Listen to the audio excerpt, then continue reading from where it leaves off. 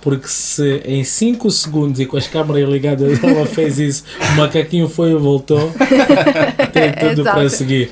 Olá a todos, sejam bem-vindos a mais uma edição, mais um episódio aqui do Atrás da Grade. Estamos no Impulso Room, o sítio onde podes dar sonho aos teus projetos, videocast, videolog ou outro projeto qualquer, é só luzes, câmaras e ação. E comigo o já habitual João Almeida. Gostei muito do instalado de dedos, foi fantástico, câmaras de ação. Olá pessoal, estamos aqui novamente pela segunda vez, não é? Pela segunda vez eu já estou aqui pela milésima vez. Não, pela segunda vez hoje. Pela segunda vez hoje. Okay, agora está certo. Pronto. Agora está certo. Olha, sem muitas delongas, e vocês já devem estar fartos de nós, mas não estão fartos da Gabriela Cuni. Gabriela, bem-vinda. Olá, muito obrigada. Prazer de estar aqui. Muito certo. Gabriela, não vamos ser nós a apresentar-te. A Gabriela vai fazer uma apresentação sucinta daquilo. Brincadeira, fica à vontade. A Gabriela é médica, né? E da medicina. O que é que daí segue? Sim, eu sou médica há 12 anos, apesar de não parecer, né? Sou muito jovem, mas assim, tenho 12 anos já, tenho 12 anos de formada. E desde 2016 que eu tenho também o meu registro aqui na Ordem dos Médicos de Portugal. E a minha formação de base é na otorrinolaringologia. Então, meu consultório lá em São Paulo era de otorrinolaringologia e medicina do sono. Só que ao longo dos anos eu fui colecionando outras paixões dentro da área da saúde, que já não cabiam mais no meu consultório. Então, eu estudei coaching de saúde e bem-estar para ajudar com mudança de hábitos.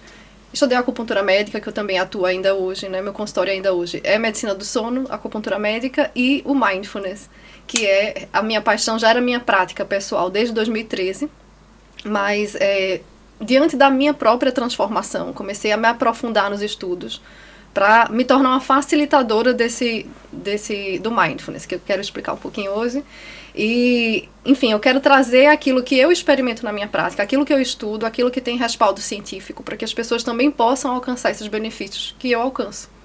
Então, principalmente na área da gestão do estresse, na área de alcançar seus objetivos e ter mais foco nos seus projetos, sem ser dominado pelos seus pensamentos, pela ansiedade. E, claro, tem tudo a ver com a medicina do sono, porque a primeira coisa que geralmente é envolvida aí, que sofre interferência quando você se sente muito ansioso ou tem algum transtorno emocional, é justamente o sono. Então, eu acabo conseguindo hoje ligar os pontos aí da minha formação, de tudo que eu venho estudando. E hoje no meu consultório eu consigo oferecer isso para as pessoas de uma forma que seja realmente útil. Gabriela, só uma pergunta. Como é que foi a transição de praticar medicina no Brasil para Portugal? Brasil? Foi indiferente? Foi igual? A transição foi tranquila? Sim, eu comecei... Ou todos, desculpa, só para complementar, ou todos são pacientes? Como? Todos têm paciência, né? Paciente. Aqui se chama muito doente, né? Lá a gente fala paciente. Enfim, essa transição, eu digo nós, porque eu e meu marido também é médico, e desde 2015, a gente ainda era namorado e a gente resolveu que a gente queria sair do país, né? Construir família num lugar mais seguro, realmente ia fugindo da violência, infelizmente, porque é um país maravilhoso, não sei se conhecem. Não, só das novelas. Mas, infelizmente, essa questão da violência é algo que afugenta as pessoas, né? Quanto mais a gente trabalha, mais a gente acabava entrando numa redoma e tentando se defender. Uma rotina muito desgastante mesmo. Uhum. Então, a gente já tinha tomado essa decisão e, em 2016, conseguimos realmente a validação do diploma de medicina. Meu marido da especialidade de psiquiatria também. Então, resolvemos vir em 2021. Então tem só 2 anos e pouco aí que a gente está aqui. E em termos profissionais, foi preciso adaptação ou é exatamente igual? Por exemplo, há profissões, se agora for exercer, por exemplo, a advocacia, para o Brasil vou ter que... Há ali algumas coisas diferem.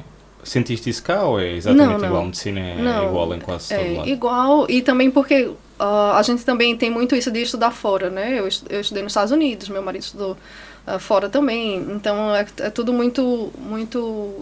Não tem tanta essa variação, né? Saúde é saúde, o corpo, a mente é igual. São todos pacientes. Tem imunidade compartilhada aí que... Podia haver práticas que Podia, pois é super curioso isso. Sim, estamos a brincar, mas é verdade. Que há situações que, por exemplo, não sei se no Brasil é possível, mas nos Estados Unidos, vou dar metade do meu fígado para salvar não sei quem.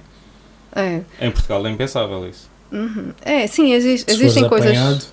Não é roubar um fígado, Rosana, é doar para alguém que tem a possibilidade de, não é? Por exemplo, eu sei que em Portugal isso não é possível. Sim, as principais diferenças que eu percebo é em relação a recursos, né? Isso, e dentro do próprio Brasil varia muito.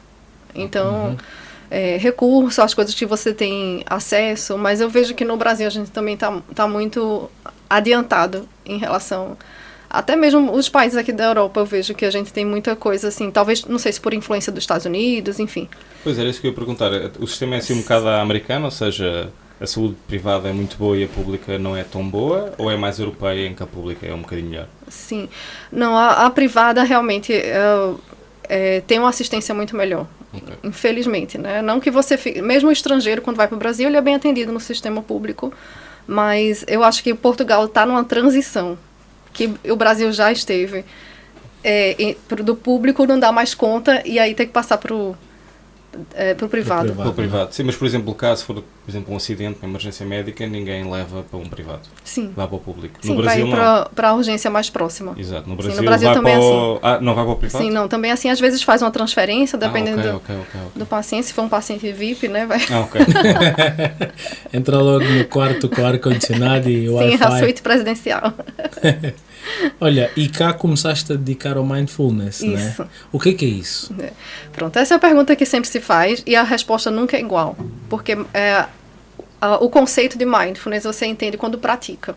Né? Então, eu sempre gosto de trazer experimentos práticos para que você entenda. Então, por exemplo, a definição mais famosa, digamos assim, é do Jon Kabat-Zinn, que foi o estudioso que sistematizou os conceitos de mindfulness e que desde de 1979 foi quando ele fundou a primeira clínica para a redução do estresse baseada em mindfulness.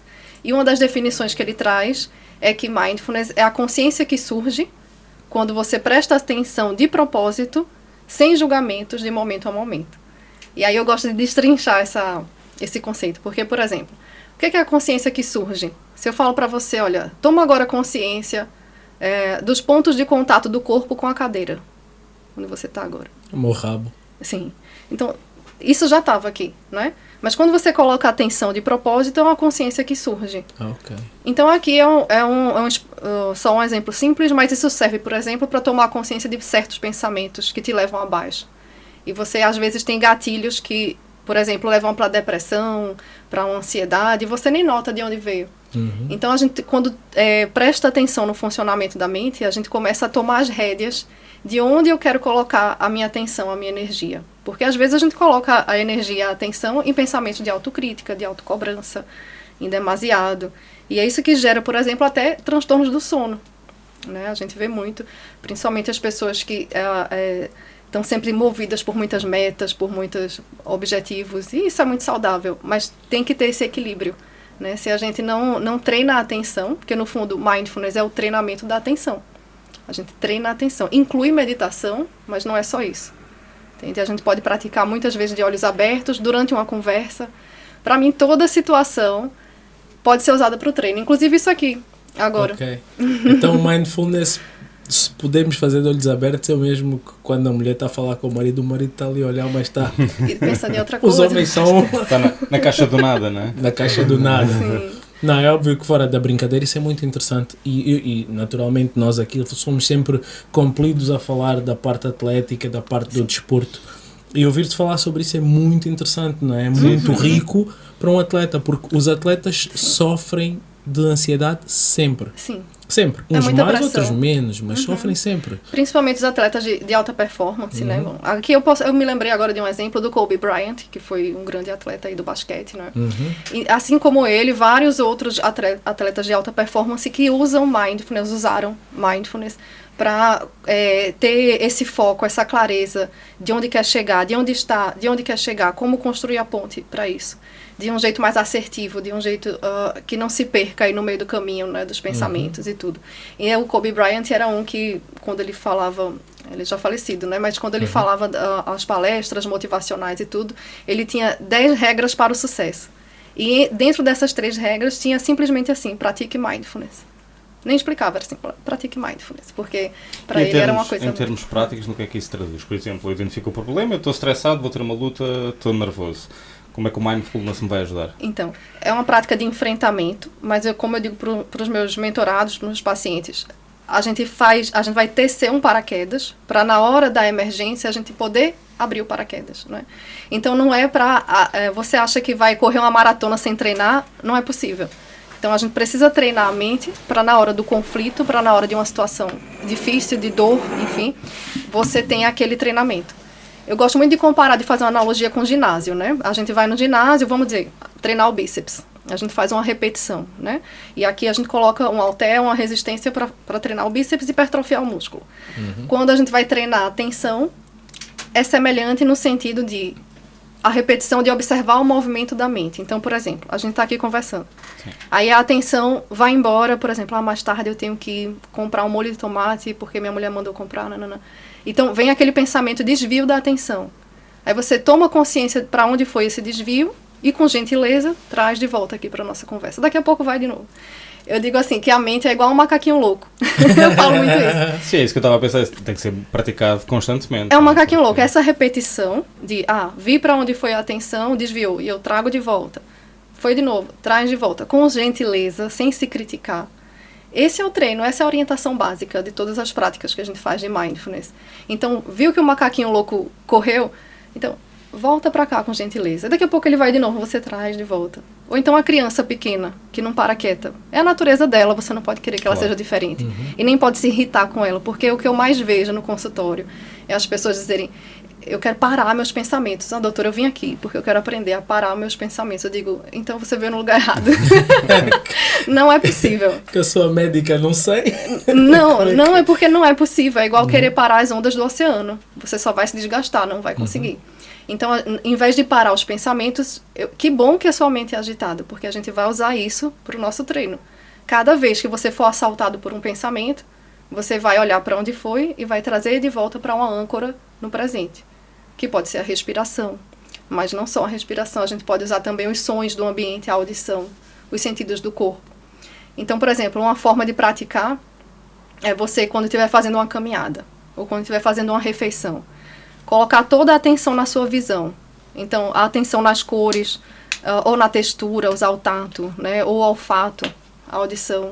Então, quando você coloca a atenção nos sentidos do corpo, você está no momento presente, entende? Então, não é que você vai evitar os pensamentos, você nota o movimento da mente, mas você traz de volta. Aí vai embora, você traz de volta. Normalmente faço isso a ver um filme, portanto, não penso nem na comida nem no filme, então não me consigo concentrar em nada.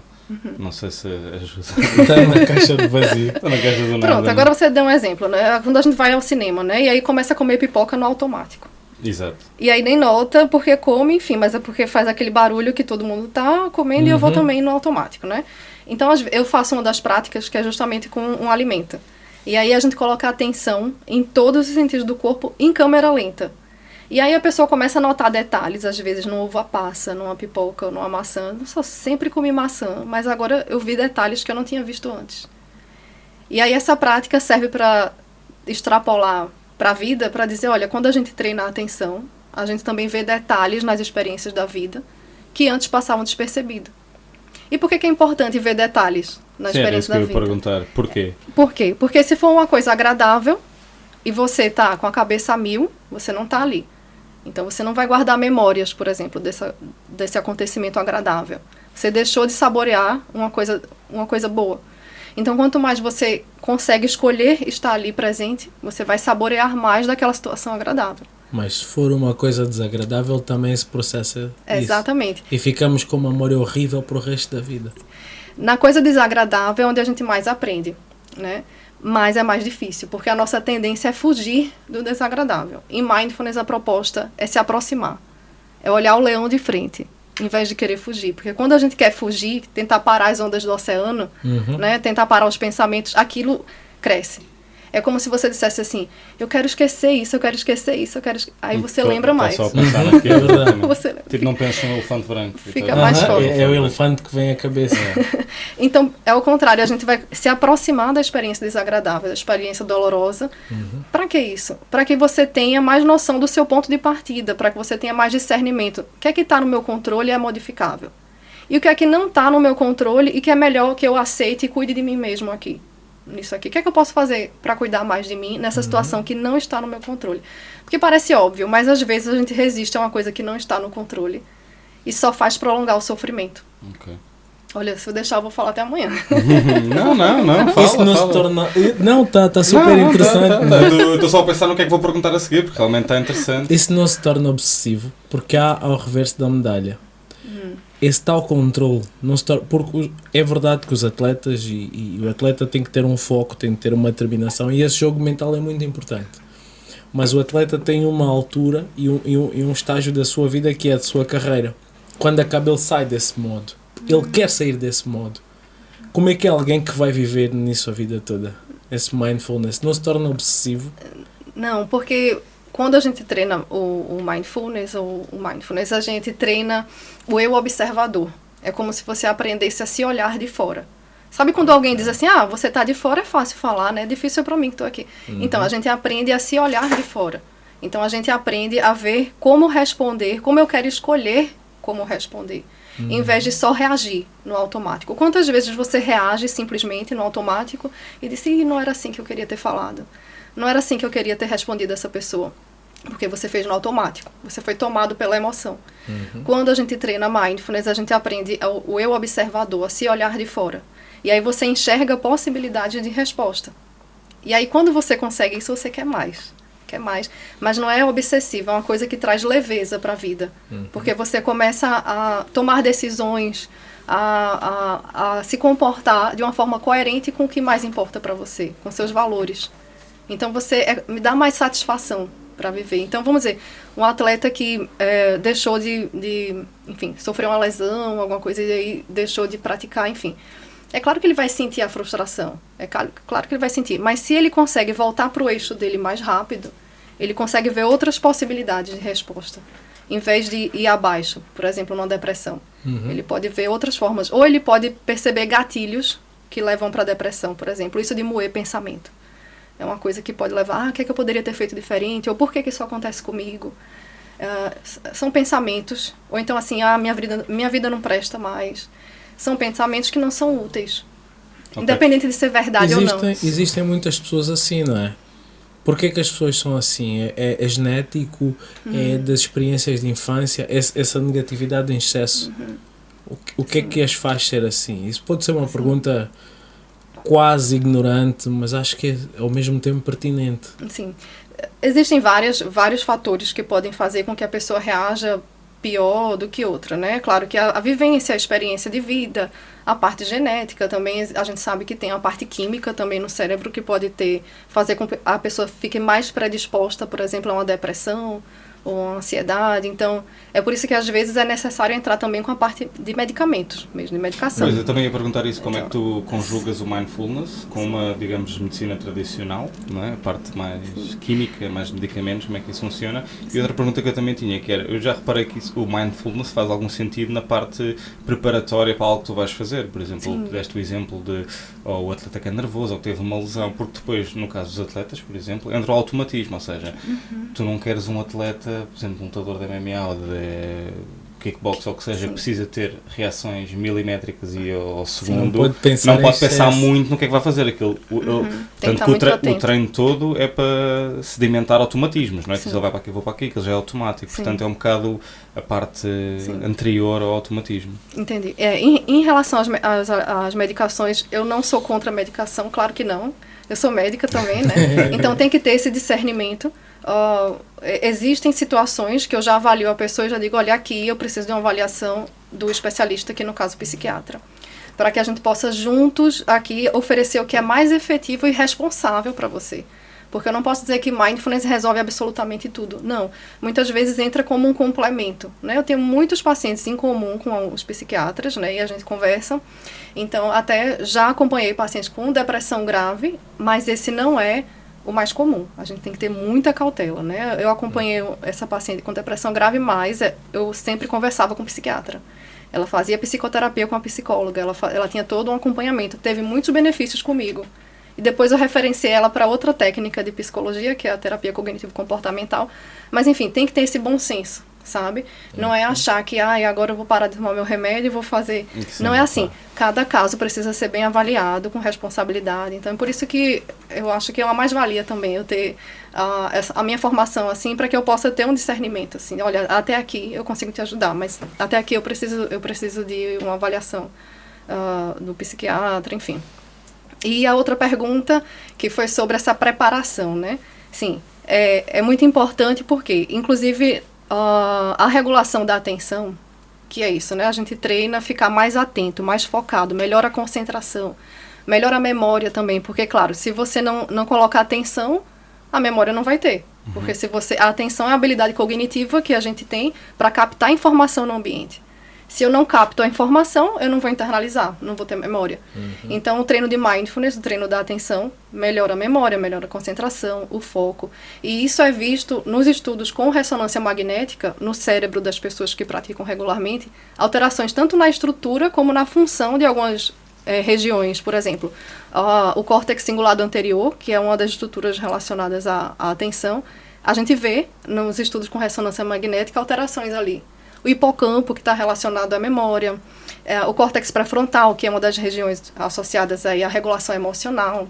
Regulação emocional que tanto falam de inteligência emocional. Sim. Né? Já fiz um teste desses. Já fizeste? E tiraste que é 0? Não, por acaso não estava mal, estava alto. Pelo menos eu dizia lá, agora se vale o que vale, não é? Dizia que Pois, alto. eu não sei a veracidade. Eu para taturar tenho que ter uma inteligência emocional altíssima, não pode ser nada abaixo. Então é isso. É uma coisa que, por exemplo, você pode já ter um traço de mindfulness, assim. Mindfulness é só uma palavra, é um termo já muito carregado. Mas isso você pode, às vezes a sua avó já tinha técnicas de mindfulness que ela usava, por exemplo, enquanto ela estava ali cozinhando, ela estava completamente imersa ali. Ela não estava pensando em outras coisas. Vou cortar a cebola, vou pôr aqui. Não, ela estava completamente atenta sim. ali aos sentidos, à visão, ao olfato. Então, aquilo traz satisfação, porque quando você está presente numa coisa, você sente mais satisfação.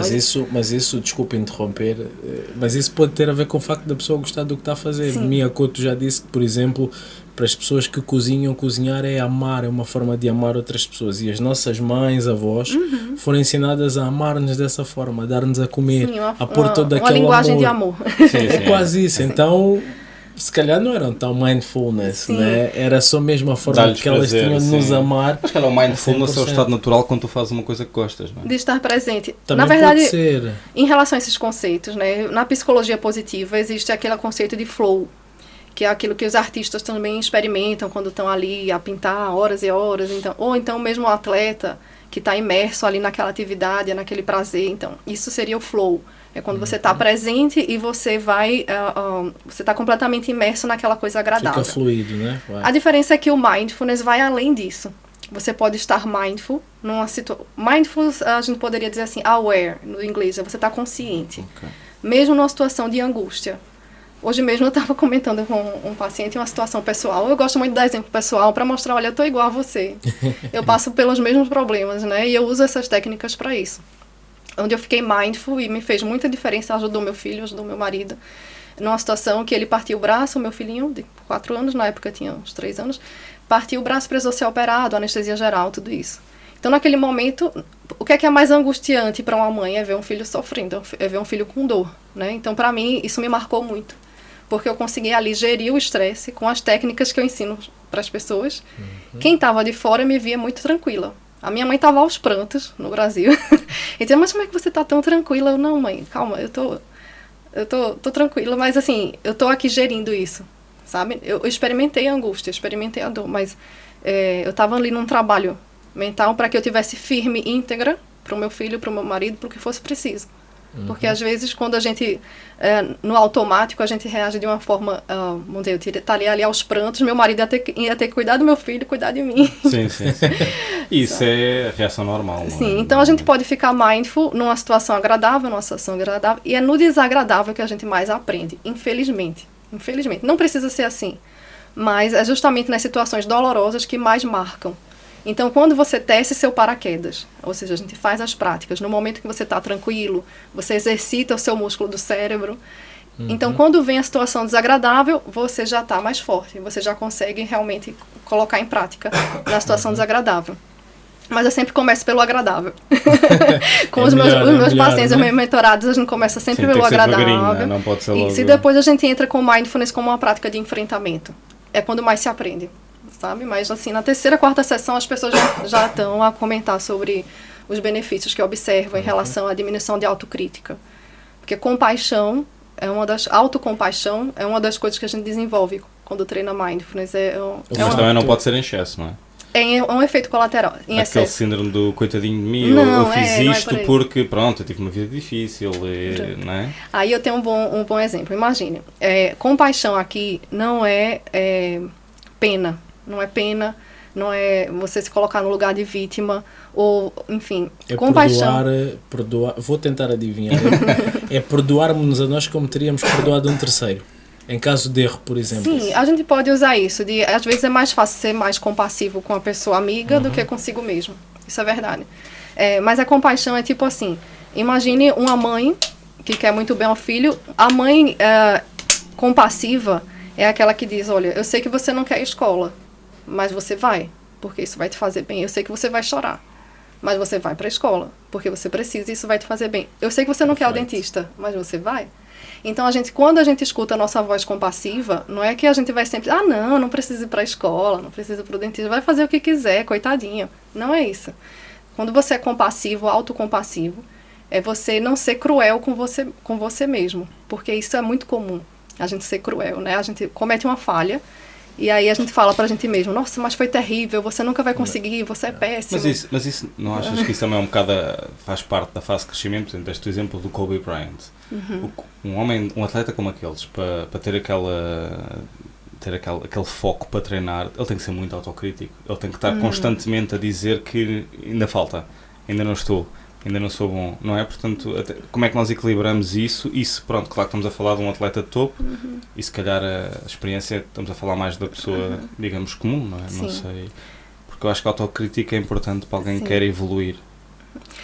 Eu acho que é só uma confusão de termos, tá? Okay. É assim, não é que você não vai se autoavaliar, você está consciente de você mesmo, dos seus pensamentos, das suas emoções, isso é autoavaliação. É diferente da crítica excessiva, cruel e distorcida. É isso que não. Okay. Então, por exemplo, você estava falando, né, do Kobe Bryant. As pessoas que são mais autocompassivas, no sentido dessa mãe que eu falei assim, não, você vai fazer o que tem que ser feito. Por mais que você resista, você vai fazer porque eu vejo que isso é bom para você. Então, as pessoas que são mais autocompassivas, elas têm um padrão, um nível pessoal mais elevado. Por quê? Porque elas não têm medo do fracasso. Elas vão lá, se elas falharem, elas sabem que podem contar, podem ser amigas delas, eu posso ser meu próprio amigo, sabe? Então, assim, por mais que eu não tenha ao redor ninguém que me apoie, mas eu sei que eu posso me apoiar, entende? Então, a pessoa não tem medo da falha, não tem medo do fracasso. Falhou, vai lá, vê o que eu aprendi dali e continua, segue em frente. É diferente da pessoa que é muito crítica e diz, olha, você nunca vai conseguir. Quantas vezes a gente diz pra gente mesmo, olha, tá vendo, você já fez tudo errado, realmente, não tem jeito, não vou conseguir, não tem jeito, vou desistir. Entende? Então, quando a autocrítica é demasiado é isso. A diferença é quando você é autocompassivo, você diz, não, olha, realmente, aqui tem alguns pontos de melhoria, mas foi ótimo para a primeira vez. Foi ótimo, vai lá, porque na próxima vai ser melhor, sabe? Mas eu identifico aqui os pontos de melhoria, vamos melhorar aqui, melhorar ali, mas foi ótimo, vai em frente que vai dar certo, sabe? É tipo isso. Top, perfeito. Mas depois há algo... Antes disso, eu vou querer te picar um bocadinho, perguntar. Não tens medo dos coaches de internet e dos 3 passos para o sucesso? Aqueles que veem 3, 4 vídeos do YouTube, que aprendem a dizer tu podes, tu queres, tu consegues, que geralmente quando é para transmitir uma mensagem dizem tu consegues, gritam e tal, aquela coisa, não é? Não tens medo dessa concorrência? Porque tu estás a falar cheia de ciência. Estou a ouvir, estou deliciado, estamos, sim, né? Sim. A tua base tem conhecimento comum, mas tem ciência, não é? E a maior parte dos coaches não tem isso. Ouvi dizer que isso funciona, então vou dizer isso que isso funciona. Pô, tu não conheces o ser humano. Tu conheces, sabes trabalhar, tens ciência. Mas aquele coach não. E depois agora é nova do... se não acordas no mínimo às 4h30 da manhã para ir para o ginásio, nunca vais ter sucesso. Nunca vais ter sucesso. Eu acho... Se calhar vais.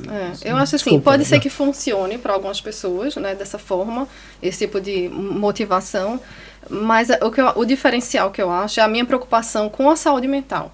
Eu digo assim, eu gosto muito de falar de metas. E aí, uma vez me perguntaram assim, mas como é que você fala de metas, de projetos no futuro, se você fala de mindfulness, que é estar no momento presente? Não é incongruente isso? E eu digo, aí é que tá. Eu não posso negar que o ser humano vai sempre ser movido aos seus sonhos, às suas metas. Isso é importante, porque se uma pessoa está completamente apática diante da vida e diz, não tenho metas, não tenho sonhos, não tenho projetos, a gente fica preocupado. Pode ser que essa pessoa tenha até algum transtorno emocional mesmo, né? Então é saudável ter sonhos, ter metas, ter projetos. Contanto que você saiba se curtir no caminho até lá. Ou seja, a gente cai muito na armadilha de condicionar a nossa felicidade no futuro. Quando eu passar nesse concurso, quando eu casar, quando eu me divorciar, quando eu tiver filho, então eu vou ser feliz lá na frente. E você esquece de saborear aquilo que você já tem agora. Sim, eu acho que isso é muito comum mesmo. Isso, aí você cai na exaustão, porque você começa a abrir mão das coisas que te revigoram, que te fazem bem. Não, só por hoje eu vou deixar de sair com a minha esposa, com meu marido, só por hoje eu vou deixar de fazer uma refeição aqui mais saudável, vou fazer uma coisa rápida aqui para eu ganhar mais tempo e poder correr atrás dessa meta, com a ilusão de que é temporário, mas vai virando uma coisa crônica, porque você alcança uma meta e logo já tem outra, e outra, e outra. É o eterno busca e não acha, aquela roda de hamster, né? Uhum. Então, o diferencial que eu trago é a preocupação com a saúde mental em primeiro lugar. Se você não está em paz, isso vai te custar muito caro lá na frente. Porque você vai alcançar metas e metas e metas, mas nunca se sente satisfeito. Por quê? Porque você esqueceu da meta maior, que é ser feliz agora mesmo, entende? Então, por isso eu gosto de falar dessas coisas de metas, porque eu trago esse cuidado com a saúde mental. Quando a gente fala em metas, é até mais importante a flexibilidade do que a persistência. Ambos são importantes, mas a flexibilidade diante das adversidades vão fazer você se manter no seu caminho com mais saúde, entende? Então, por isso que eu acho que tem que ter essa preocupação, sim. Espetáculo. Tu não estás a pensar no que é que... Não, estou a absorver. Agora tenho mais uma pergunta, mas vamos fugir um bocadinho do mindfulness, que ficou-me aqui, que é acupuntura. Acupuntura. Sim, qual é a relação? Porque a maioria das pessoas acha que a acupuntura é um bocado... são agulhas e pronto. Sim. Tu que és médica, como é que faz essa relação? Pronto. A acupuntura chinesa eu aprendi, mas eu também aprendi a acupuntura médica, a acupuntura ocidental. Okay. E aqui pela Ordem dos Médicos de Portugal é uma competência médica reconhecida pela Ordem dos Médicos. Não fazia a mínima ideia. Mas só que não aceita se falar na linguagem chinesa. A gente tem que falar a linguagem ocidental. Então, quando eu faço acupuntura no meu consultório, eu vou te explicar, olha, aqui eu vou acessar tal músculo, tal nervo, eu vou fazer assim, eu consigo te explicar. Na linguagem chinesa é outro planeta, né? É o Xi, o Qi... Exato. Então, eu gosto dessa linguagem ocidental, dessa forma, porque eu consigo explicar para as pessoas. E eu gosto de explicar, olha, por que eu estou aqui no teu pescoço se eu quero melhorar o teu ombro, o teu braço? Eu consigo explicar, consigo fazer essa linguagem, né? Eu estudei numa escola só para médicos, e, enfim, tudo no Brasil é muito grande, né? Então, assim, eram 70 pessoas, a minha turma era 88. Então, era muita gente, e era atrelada à Universidade Federal de São Paulo. Então, um serviço, assim, extraordinário. E foram 2 anos e 7 meses. Como eu fiquei grávida no meio, acho que durou aí uns 3 anos. Mas a acupuntura médica, eu associo com a acupuntura chinesa. E, assim, a maioria que chega para mim para acupuntura é por dores. Mas é claro que eu sempre vou ali buscar o que é que está ali por trás também. Porque geralmente é a pessoa que já passou por neurologista, já passou por neurocirurgião, olha, doutora, já fiz tudo que é exame. Eu tenho aqui uma dor que não aparece em nada, não aparece em nenhum exame. Eu tenho aqui um tremor, uma dormência, que não aparece em nenhum exame. Os médicos já disseram que é coisa da minha cabeça. Aí vem pra mim. Se calhar até é, né? E geralmente tem um fundo emocional mesmo, que a gente precisa dar mais atenção. E que nem todo médico está preparado para... Assim, não tem no exame, então não tem nada. Mas isso da acupuntura ocidental em Portugal é um bocado mais raro, não é? Não há assim tanto... Existe também, já conheci. Já mais. É que é a primeira vez que eu, não sei se conhecia essa acupuntura em médicos. É bem menos forte que no Brasil, com certeza, né? Tem muitos médicos no Brasil, ocidentais, que trabalham só com acupuntura médica. Aqui não. Aqui os médicos que eu conheci, a maioria associam, por exemplo, a medicina geral familiar, a outras coisas, assim. E é uma espécie de, sei lá, tratamento antes de algo mais interventivo, ou tem os seus benefícios só por si? Sim, tem os seus benefícios só por si e pode se complementar também. Eu acho que o importante é a gente ter um discernimento de o que é que existe de mais efetivo para o seu problema, né? Olha, até aqui eu posso te ajudar, mas até aqui eu te aconselho buscar um outro profissional. Então, é ter esse discernimento. Às vezes, não tem como abraçar o mundo com as pernas, né? A gente tem que ter essa honestidade de dizer, olha, até aqui eu consigo te ajudar, mas essa parte já não. Então, vai procurar lá outro colega, sabe? Há pouco estavas a falar dos 6 pilares, como estávamos off. Fala-nos um bocadinho sobre esses 6 pilares. Então, isso é sobre a medicina do estilo de vida. A medicina do estilo de vida é algo que eu admiro muito, e eu sou entusiasta disso porque a medicina do estilo de vida coloca o paciente ou o doente como protagonista da sua própria saúde. Então, você é que está na posição de ser o melhor especialista sobre a sua saúde. Não adianta o médico chegar, te jogar um monte, olha, você agora vai se alimentar disso, daquilo, você pode comer isso, aquilo. Aí você sai do consultório, entrou por um ouvido e saiu pelo outro, porque aquilo não te fez nenhum sentido. Então, a medicina do estilo de vida trabalha muito com isso, de, olha, vamos decidir junto qual é o melhor caminho. Eu estou aqui para te orientar, para te apoiar, para dizer o que é que tem de efetivo, de científico, e a gente vai escolher junto o que é que mais te faz sentido, porque assim é que você vai aderir ao tratamento. Então, por isso que eu estudei coaching de saúde e bem-estar também, para ajudar com mudança de hábito, né? Isso tem a ver com a medicina do estilo de vida, que tem esses 6 pilares. É a boa alimentação, é a atividade física, que faz parte da saúde mental. Eu digo isso para os meus pacientes, olha, você não pratica atividade física, você está perdendo uma grande ferramenta aí para ter uma boa saúde mental também. Então, é alimentação, atividade física, sono, as conexões sociais fazem parte de saúde, você se manter isolado é um fator de risco, inclusive para a depressão. Então, conexão social muito importante, cessação de tóxicos como álcool, tabagismo e a gestão do estresse, que é aí onde eu entro mais forte, no mindfulness. E agora tenho uma pergunta mais, não é mais difícil, mas é mais chata, 2 aliás, que é, o que é uma boa alimentação? Porque isto hoje em dia uma pessoa agarra no telefone, meu Deus, ou é o carnívoro, ou é o keto, ou é o não sei o quê, ou é o vegetariano. Sim. E se tivesses que escolher um dos pilares como o mais importante, o que te pode trazer mais, sei lá, digamos, longevidade, qual seria? Olha, para dizer o pilar mais importante, eu acho que eu não tenho essa resposta. Porque tá tudo muito ligado, Quando você se exercita, isso é uma das coisas que a gente orienta para dormir melhor. Então, é uma das coisas que fazem parte da higiene do sono, é você fazer atividade física. Quando você faz atividade física, você acaba se alimentando melhor. Você acaba tendo mais conexão social, tá tudo muito ligado. A parte do fazer atividade física e alimentar melhor depende da fome, não é? É a tendência, depende também da sua disponibilidade de cuidar de você mesmo. Né? Normalmente uma pessoa quando treina mais, depois também tem mais fome, não é? E não apetece um brócolis com um peixe cozido, apetece um hambúrguer ali do McDonald's. Então, mas tendencialmente has de comer melhor porque queres ter melhor performance. Exato. Não, mas óbvio que vais comer um hambúrguer, mas ele dilui-se mais rápido. Eu percebo a tua resposta de atleta, que é, eu quero ter uma performance melhor. Quando eu faço desporto, porque eu quero ser mais saudável, vou só fazer desporto, a parte da performance é um bocado irrelevante, entendes? Não é tipo, sei lá, pode ser aquela coisa do agora levantei mais 5 kg, ou agora corri um bocadinho mais rápido, agora, mas vou comer, tenho fome. Percebes? Era mais nessa lógica. E não posso dizer que tem um pilar mais importante que o outro. Agora, é claro, como eu trabalho com sono e a parte da gestão do estresse é aquilo que eu posso te falar com mais propriedade. Em relação à primeira pergunta da alimentação, sim, da alimentação, sim. Eu sempre conto com muita ajuda multidisciplinar. Então, assim, sabe, cada macaco no seu galho, não sei se diz assim também. Então, assim, eu gosto muito de contar com nutricionista, com fisioterapeuta, com PT, de ter uma equipe que eu possa contar para a gente unir os conhecimentos. Então, se você me pergunta qual é a boa alimentação, eu te devolvo a pergunta. E quem vai dizer é você, junto com um especialista nisso, que é o nutricionista. O mindfulness pode entrar aí para otimizar, porque quando você está consciente daquilo que você come, você coloca atenção naquilo que você come, você tende a picar menos, você tende a comer menos por razões emocionais, por exemplo.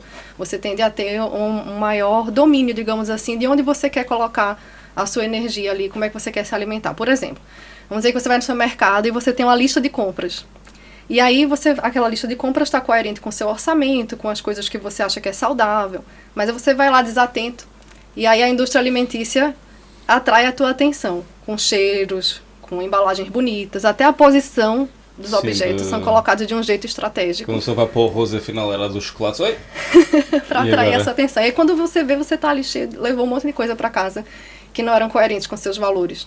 Então é por isso que é importante treinar a atenção.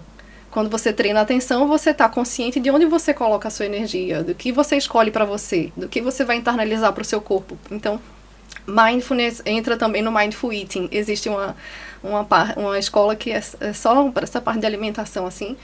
Não é uma forma de emagrecer, mas é uma forma de... Tentar comer mais... É uma forma de ajudar que a sua alimentação seja mais saudável, mais coerente com o que importa para você. Então, sobre essa pergunta da nutrição, eu te devolveria a pergunta e te passaria para o nosso... Sim, não, mas a minha questão, claro, não és nutricionista e eu percebo, mas podias ter a tua opinião sobre claro, o que é que é... e é isso. Porque há pessoas que não, vegetariana é que é, não, vegetariana é que... Sim. Agora está muito na moda a carnívora também, só como carne, mas quando é carne só comes carne, não comes mais nada. E tem excelentes resultados, são dietas de eliminação, até eu tinha um problema qualquer na pele e agora já não tenho e, sim, portanto, está sempre a mudar uma pessoa no passado. Eu acho que a melhor dieta é o que funciona para você. É o que funciona para você, é o que está coerente com seus valores, é aquilo que você... É por isso que eu digo, o profissional, o médico, o nutricionista, o fisioterapeuta, ele tem que te dar as ferramentas para você descobrir qual é o melhor caminho para você. Não pode ser uma coisa assim, eu tenho conhecimento e você vai me obedecer, porque não vai funcionar. Já está ultrapassado isso. A gente tem que ir junto. Eu tenho que, olha, eu sugiro para você isso, isso e isso. Vamos ver o que é que faz mais sentido.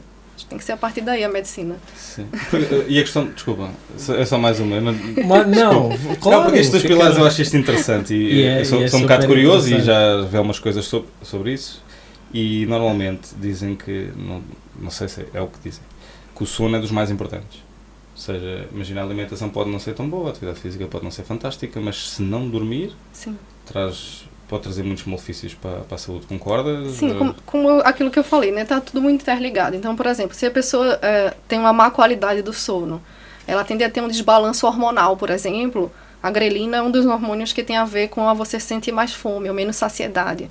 Então, vai atrapalhar você a perder peso, vai atrapalhar. Então, a questão da alimentação, você acaba comendo mais do que devia. Né? Então, se você também não gere bem o estresse, pode ser que você desconte aquele estresse, aquela questão emocional na alimentação. Então, tá tudo muito ligado. Tá tudo muito ligado. Então, é por isso que eu digo, não tem como dizer qual é o pilar mais importante. O que a gente pode fazer é assim, quando a pessoa tá ali completamente bagunçada na vida, vive ali só para trabalhar, não faz uma atividade física, não se alimenta, não nada, não dá para fazer tudo ao mesmo tempo. Vamos atuar em todos os pilares. Não dá. Eu tenho algumas ferramentas para a pessoa fazer uma autoanálise, ter uma visão macro de si mesma e escolher qual é a área que, se eu investir primeiro, eu vou alavancar as outras. Porque já que elas estão tão ligadas, se eu escolher primeiro aqui, parece que me faz mais sentido essa. Por exemplo, eu vou investir mais na minha parte do lazer, porque eu acho que se eu começar por aqui, eu vou me sentir mais conectado com a minha família, eu vou me sentir mais apoiado, eu vou começar a me alimentar melhor, eu vou começar a dormir melhor, enfim, as coisas vai alavancando. Ou se eu investir primeiro no meu trabalho, né, aí eu vou render mais e talvez assim eu também consiga ter mais tempo para minha família, se eu conseguir gerir melhor meu tempo. Então a gente escolhe onde é que a gente começa primeiro. Em vez de fazer assim 12 metas no dia 31 para o próximo ano, que não vai funcionar. Não, nunca funciona. Não, vamos escolher qual é a área que eu posso fazer agora para alavancar as outras. E pôr blocos, não é? Quando esta tiver, vamos passando. Isso, e isso sempre tendo cuidado com a saúde emocional, com a flexibilidade, porque se a gente só buscar metas e condicionar a felicidade lá no futuro, a gente acaba caindo numa armadilha. É verdade. Eu ia te perguntar, e agora não podes me devolver essa pergunta, que é: quem é mais estressado entre os géneros? Partindo do pressuposto que só há 2 géneros, okay? Homem e mulher, sem querer ser cancelado. Pronto, olha, corta esta parte, nós vamos ser cancelados. Sem querer ser cancelado. Porque há nós vamos ser cancelados de todas as formas. Por falar em géneros e por picar agora sobre isto. Quem é mais estressado, homem ou mulher? É assim, os transtornos mentais, realmente, a mulher a prevalência, por exemplo, de ansiedade, depressão, é maior para as mulheres, né? A gente pode até falar nessa parte da questão hormonal, de muita oscilação, então, realmente, a mulher pode ter mais fases. Mas não dá para generalizar, né? Porque, inclusive, se diz assim, realmente, meu público, a maioria são mulheres, né? São as pessoas que realmente se interessam mais por essa parte de expor emoções e de buscar ajuda. Às vezes as mulheres trazem os maridos para o consultório comigo. Sim, era isso que eu ia dizer, porque o facto de irem buscar ajuda não quer dizer que os maridos já conseguimos muito aquela coisa do macho, não é? Eu, psicólogo? Não, nem pensar. Mas era isso que eu estava a pensar. Se calhar achamos que as mulheres são mais estressadas porque elas demonstram mais. Porque os homens Demonstra não podem mais. dizer. Não, Diz lá um amigo, estás triste. Existe uma triste. pressão. Pô, que é É. isso, mano? Estás deprimido. Deprimido é doença de Exato. coisa, não tem nada a ver e tal. Pô. É um E a bocado mulher isso. diz, não, amigo, eu estou triste mesmo, estou Sim. triste. Às Aguenta. vezes é uma coisinha. Pô, é verdade. Mas eu acredito que e eu não tenho nenhuma base científica para falar sobre isso, mas talvez as questões emocionais que estavas a dizer, talvez condicionem um bocadinho mais as mulheres. Só nisso, Sim. mas sem base científica Bom, alguma. mas eu talvez tenha esse viés, porque eu tô na parte da saúde mental, né? Mas eu tenho visto isso mudar. Eu tenho visto muitos homens que vêm procurar e que realmente não tem nenhuma máscara que chega e conta mesmo assim, do que está sentindo, fala das emoções. Tenho muitos, tanto nos grupos como no individual. Muitos homens, e mesmo aqui em Portugal, porque dizem, não, porque o português é mais fechado.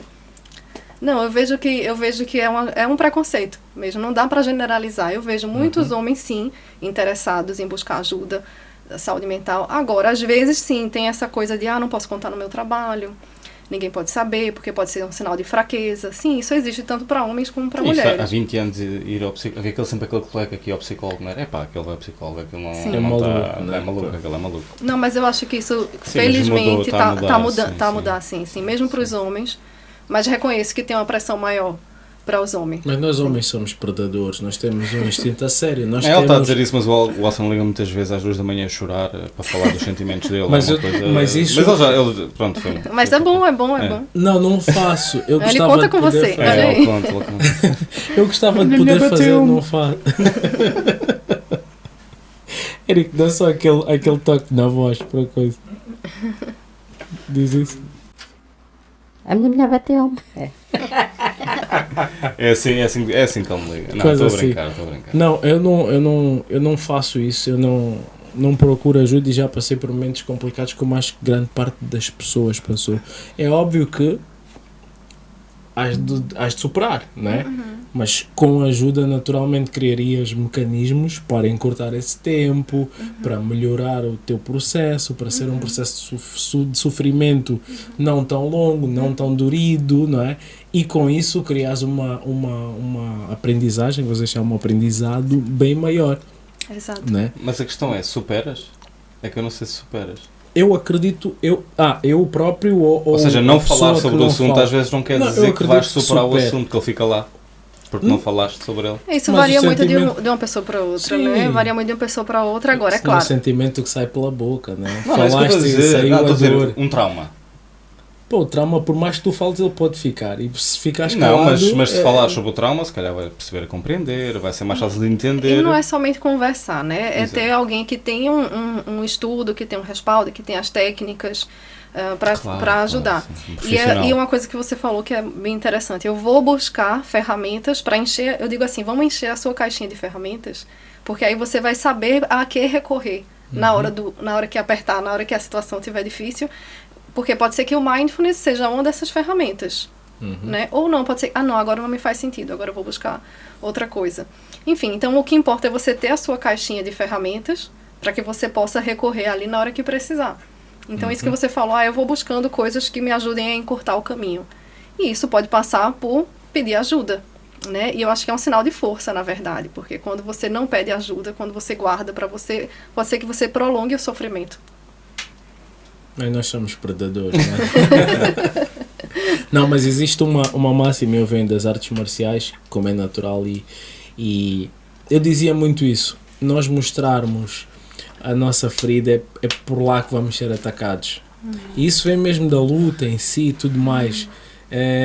Tu dás um pontapé, magoa a perna, o corner do lado diz, ele magoou a perna. O que é que tu vais fazer? Vais chutar com essa perna magoada. De forma inteligente. Aí depois é sabedoria, mas Estou a a gostar perna da tua magoada... analogia, estás a levar isso para a parte sentimental, não é? Não, estou a levar Não, isso tô- para a parte... Sim, é isso que eu estou a dizer, que é tu não queres dar aquela parte, não queres perceber uma parte fraca para não te precisa- atacarem. Mas É tem. isso mesmo, é isso Sim. mesmo. Nós quando éramos miúdos, eu farto-me dizer isso, eu sofria de amores, eu sofria horrores, porque eu era super apaixonava-me facilmente, sofria, mas ninguém sabia. Eu ficava, caramba, às tantas aprendi a lidar com isso, deixei de ser tão carinhoso, fui perdendo um pouco aquilo que eu tinha, que eu acho que era das melhores coisas que podia ter. Mas, porque eu não contava a ninguém como é natural. E criei mecanismos de defesa, né? Mas isso fez não mostrar, porque se eu dissesse a um amigo, olha, eu gosto da fulana, a fulana não gosta de mim, porra, dia seguinte toda a escola sabia, eu ia... Não, o Elson... Pô, esse burro gosta de coisa, estás a ver? Tem esse problema, e em crianças então... É uma coisa que é Pô, interessante que jovens. você falou sobre, mostrar minha ferida por aqui que eu vou ser atacado, né?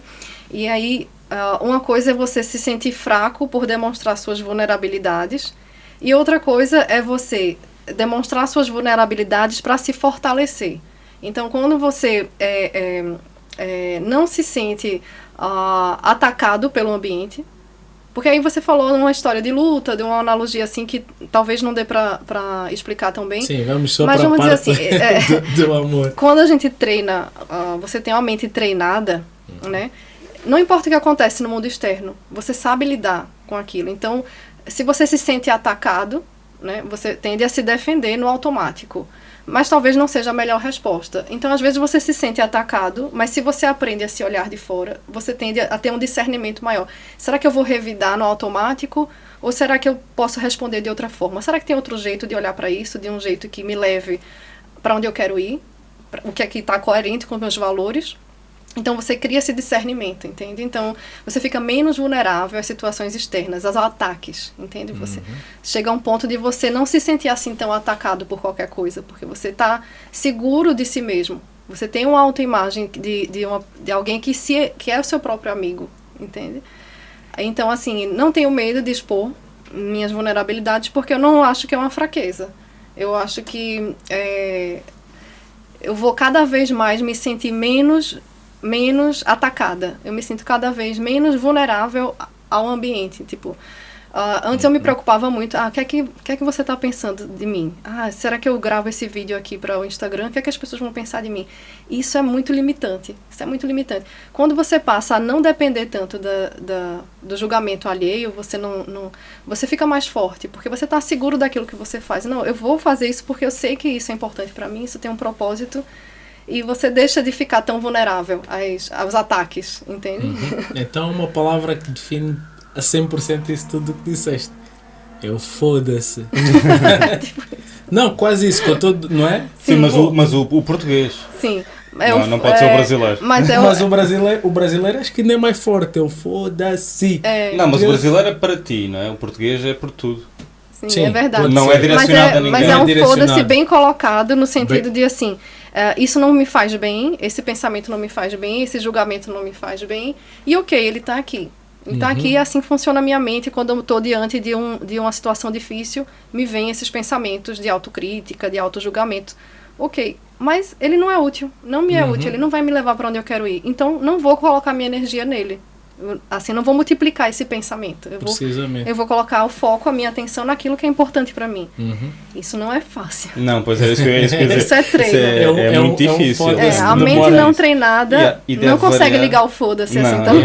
Não demora a construir, né? Não, a pessoa fica a moer. Mas eu podia ter falado isso. Mas o fulano disse isso, eu devia ter dito Twitter. Isso é normal, não é? Não sei quando disse não sei o quê, tu ficas... Depois chegas a casa, estás no banho... Porquê que eu não lhe disse? Não sei o quê. E quem nunca teve um pesadelo e acordou no meio da noite tentando resolver o pesadelo? Né? Assim, nossa, mas olha, acorda até a esposa assim, olha o que você fez aqui no meu pesadelo. Então, às vezes, a gente fica a moer coisas que não fazem o menor sentido. Sim, e prolonga sofrimentos que não existem. Então, o mindfulness ajuda você a ter esse discernimento de onde eu quero colocar minha energia, onde eu quero colocar minha atenção. É útil? Vai me colocar para frente? Não, então vou trazer aqui para o meu foco, sabe? Então, isso é o que eu percebo no meu dia a dia. Quanto mais eu tenho coisa para fazer, quanto mais eu tenho afazeres, mais eu preciso estar centrada no meu treino, né? Eu tenho que ter a mente treinada para eu não cair na exaustão, para eu não cair nas armadilhas. E falas em treino, isso é coisa para quanto tempo? Por exemplo, até eu começar a se sentir confortável com mindfulness, tem que ser constante, quando mudo de ambiente, agora, por exemplo, vou mudar de trabalho. Se calhar o tal, não me importa o que os outros pensam, já é mais difícil porque eu não estou seguro. Não é? Em relação, você falou em constância, é isso. Imagina que você está sedentário e que você quer começar a ir ao ginásio com o PT. O PT ele não pode já te dar uma carga total, você vai começar aos pouquinhos. Né? Vai começar, contanto que você tenha uma constância, vou começar 3 vezes na semana, depois eu vou começar a vir mais vezes, mas é uma constância, porque aos poucos e naturalmente o corpo vai pedir mais, A mesma coisa com o treino mental, você começa aos pouquinhos, nem que seja 1 minuto, 3 minutos por dia, mas ter uma constância, aos poucos você vai criar um hábito tal que você vai querer mais. Você vai querer mais e vai aumentando aos poucos, sem forçar, sem precisar passar do seu limite. Então, assim, não tem os estudos mostram que pelo menos 15, 20 minutos por dia é quando você começa a ter aquelas tais alterações no cérebro, que se vê nos praticantes regulares. 15, 20 minutos por dia durante quanto tempo? Os programas são geralmente de 8 semanas. 8 semanas, okay. Mas é assim, o que eu digo para você, eu não me prenderia nisso do tempo, tá? Okay.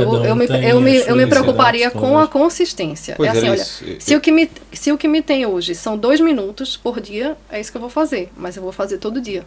Mas com os teus pacientes, mais ou menos uma média, quando é que começa a ver resultados? No individual, depende muito da disponibilidade do treino. Eu digo que assim, imagina que você quer aprender a tocar piano, né? E aí você tem lá o seu professor e tal. Quanto mais você treinar sozinho o piano, mais rápido vai sair a música bonita. Então, eu também digo assim, eu sou o seu PT, mas o PT não vai fazer exercício por você. Claro. Você vai ter que fazer, senão você não vê resultado.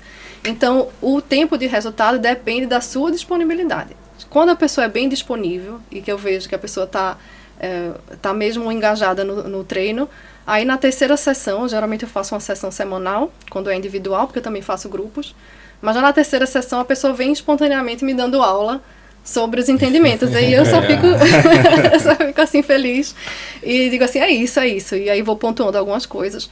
Já tenho pacientes aqui de Portugal que já estou aí quase 1 ano de acompanhamento e que só vem comigo uma vez no mês, só para fazer a manutenção, né? Mas só aquela avaliação, a pessoa já tem um hábito de prática. Okay. Mas é importante a gente ter isso de manter para a pessoa, porque a gente pode usar tudo para qualquer coisa. A gente pode usar uma coisa boa para o mal também. Ou seja, a gente pode tentar usar mindfulness para tentar se distrair das coisas dolorosas. E isso não é mindfulness. Então eu tenho que estar ali para dizer, olha, não é por aí, tá? Se você vai usar mindfulness para isso, não vai funcionar, você vai se frustrar. É o mind emptiness, qualquer coisa assim, né? Quase não aproveitar.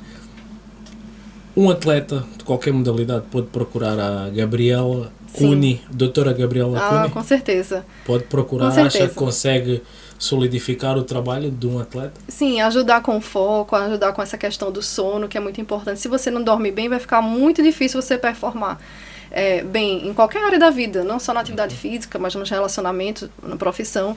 E quanto mais você consegue usar os pensamentos e as emoções ao seu favor, mais longe você vai chegar. E quanto mais a gente treina mindfulness e a gente treina isso que eu falei da autocompaixão, mais longe você chega. Então isso é muito importante para as pessoas que estão sempre expostas a muita cobrança, a muita, por exemplo, as pessoas que fazem competição, né? A competição é algo que fomenta muito comparação também. Isso pode não ser saudável, né? Então é por isso que os atletas de alta performance cada vez mais buscam esse tipo de treino, né? Não é só treinar o corpo, tem que treinar a mente também. Psicologicamente é muito duro. Aquela constante competição, será que vou conseguir? E agora está ali aquele é muito bom aí, não sei. E porque os estímulos são diferentes, né? De cada um. Eu lembro-me quando começámos era o mesmo tipo de conversa para todos e depois víamos que as reações não eram iguais. Aquela vai, tu consegues e vamos embora. Sim. Não é bem assim. Cada um tem motivações diferentes e com o tempo fui perceber, não diz, no canto não me falas da minha família, eu diz fala da minha família que se emocionam. Eu, por exemplo, só gosto que me digam que estou a ganhar, nunca me digas que estou a perder. Juro-te, eu tenho noção, se estiver a perder eu tenho noção, não me digas, só diz-me que estou a ganhar, porque eu fico ainda mais poderoso, mesmo estando a perder. E isso é um autoconhecimento que você adquiriu com o tempo, mas a gente pode encurtar esse caminho quando a gente tem uma mente treinada para se auto-observar, para se ver de fora. Você começa... É igual, imagina que você vai domar um cavalo selvagem. Quanto mais você observa as tendências desse cavalo, o comportamento desse cavalo, mais você vai conseguir direcionar esse cavalo para que ele atue do jeito que você quer. Então é mais ou menos isso. Quanto mais você tem esse conhecimento de como você funciona, olha, eu já sei que eu funciono assim. Mas às vezes isso levou muito tempo, né? A gente pode encurtar isso. Eu tenho um paciente de 17 anos. Eu digo, se eu tivesse o entendimento que essa menina tem com 17 anos, eu tinha sofrido muito menos. Então não tem nem idade, assim. E os rapazes vão sofrer muito na mão da menina. Doutora Gabriela, Contactos, onde é que as pessoas podem encontrar a Gabriela Cuni como médica, como mindfulness coach, não sei se esse é o termo correto, se estiver errado também pode-me corrigir, ou procurar para qualquer tipo de, não só parceria, como consulta. Sim. É principalmente a maior parte do meu conteúdo que eu produzo é no Instagram.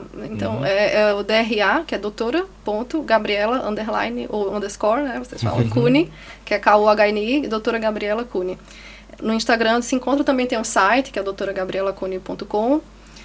Enfim, mas no Instagram é onde eu estou sempre atualizando e colocando tudo que eu faço. Inclusive, eu faço Mindfulness no Parque, lá na Expo, então estou sempre por ali. Atividade gratuita também. Então, também tem um curso em plataforma online, curso gravado, tem os grupos. Mas geralmente a atualização toda eu faço lá, eu convido pelo Instagram mesmo, ou Facebook.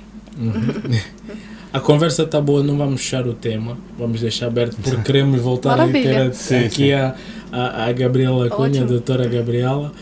Há muitas coisas que ainda queremos esmiuçar, esses 6 pilares, o sono, o próprio mindfulness. Eu acho que, apesar de termos aprendido muito, acho que fomos muito rasos. Nós, é óbvio que tu não. E a gente pode praticar junto, inclusive, ao vivo. A gente pode fazer. Sim. Olha, vamos a esse desafio. Bora. Ao vivo agora? Agora, então vamos. Vamos agora. Caraca! Então... Tu és o mau aluno, eu sou o bom aluno. Deixa-me... Estás a ganhar. Eu sou bom, eu sou Estás a ganhar. Eu sou o mau aluno. Então, uma prática simples. Para praticar mindfulness não é necessário nenhuma postura específica, nem posição de lótus, nem nenhum gesto específico. É do jeito que você tiver, na cadeira, enfim. Mas é uma postura digna de treinar a atenção. Então, se você fica muito largado, muito jogado, assim, você acaba ficando para dormir. E não é isso, a gente quer treinar mindfulness. Então, é coluna ereta, ombros relaxados. Deixa-me afastar aqui o microfone. É uma postura digna de treinar a atenção. Também posso fazer? Também vai fazer. Vem, entra. Não. Eu faço aqui. Não é obrigatório fechar os olhos também, se você não ficar à vontade. Você pode deixar a vista semicerrada num ponto neutro. Só que você vai ter que lidar com os estímulos visuais. Então, eu acho mais fácil fechar os olhos, certo? Então, agora você vai só colocar toda a atenção nas narinas e perceber a respiração nas narinas. Vendo se é possível notar o fluxo do ar que entra e que sai pelas narinas. Talvez notando também o ar mais quente que sai pelas narinas. E percebendo já o movimento mental que pode acontecer. Se surgir algum pensamento, algum desvio da atenção, algum pensamento de planear, ou de avaliar essa prática, você olha para onde foi e gentilmente traz de volta aqui para as narinas. Pouco a pouco, veja se é possível transferir agora a atenção para o tórax. Sem tentar mudar nada, apenas observar como é que fica o meu tórax enquanto respiro. Com curiosidade, será que é possível notar o tórax que se expande na inspiração e retrai na expiração? E sempre que a atenção desviar para algum pensamento, você olha para onde foi, não se critica e traz de volta aqui para o tórax. Pouco a pouco, vamos trazendo essa intenção de presença, de curiosidade para os próximos instantes. E vamos gentilmente finalizando esta prática. E quando se sentir confortável, pode abrir os olhos. Estava quase a ir para o pilar do sono. Quase. Apesar de tudo, eu senti-me relaxado. Claro, tu és bom aluno. E Relaxado os estava. pensamentos? Quase. E os pensamentos, notou? Eu perdi-me um pouco, confesso.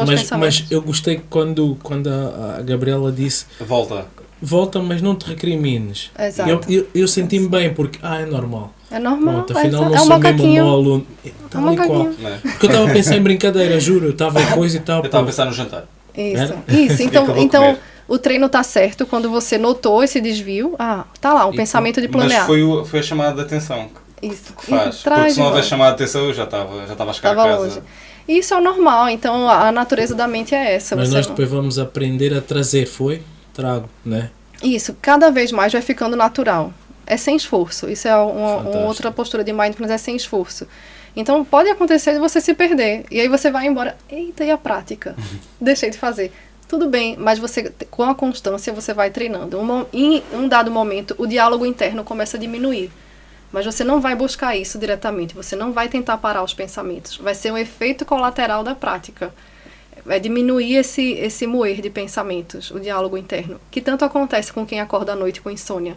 Começa a moer pensamento. Pronto. Isso a gente consegue reduzir com o treino de atenção plena, esse diálogo interno. Mas perceba que em momento nenhum eu disse assim, olha, para de pensar. Não. Olha aí o pensamento. Tudo bem, ele está aí. Você olha para onde foi e traz de volta com gentileza. Entende? Não, já aprendi bastante hoje. Top. Pessoal, a doutora Gabriela Cunha vai estar aqui o contacto. Sigam. Porque se em 5 segundos e com as câmeras ligadas ela fez isso, o macaquinho foi e voltou, tem tudo para seguir. Um abraço, doutora. Muito obrigada. obrigado. Muito obrigada. Obrigado.